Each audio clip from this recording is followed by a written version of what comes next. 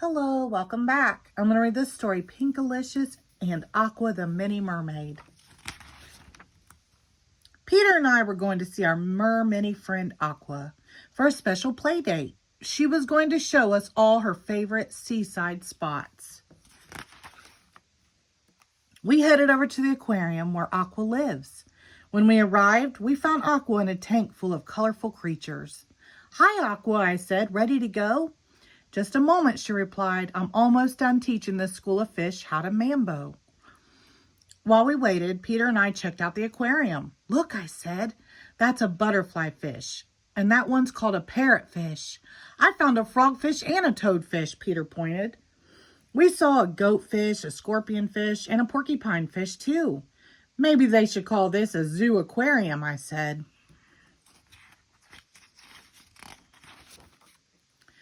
At last, Aqua was ready for our adventure. She met us outside. "Let's go this way," she said, motioning toward the ocean.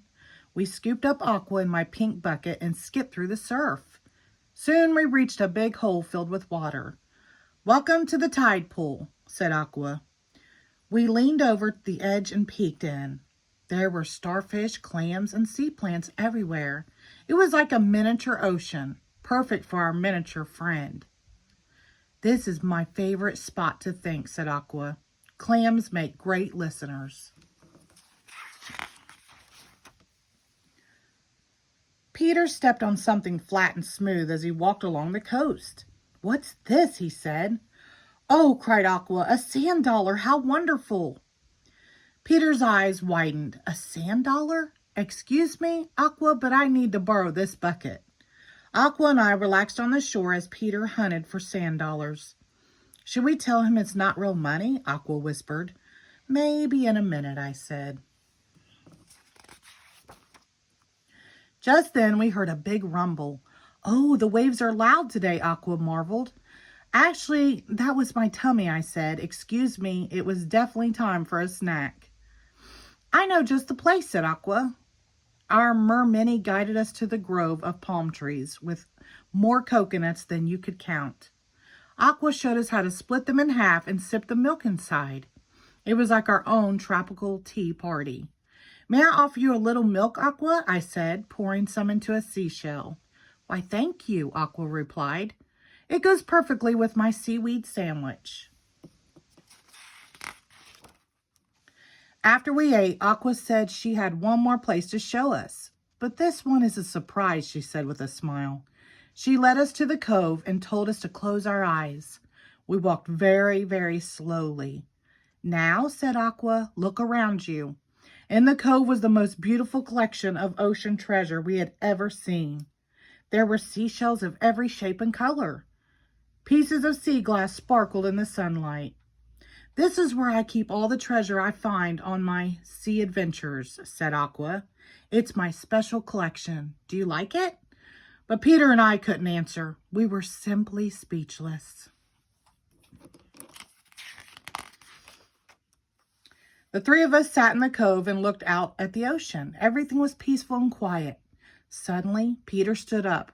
"Uh-oh," he said. "I think we've got company." Off in the distance, we saw two fins poking out of the water.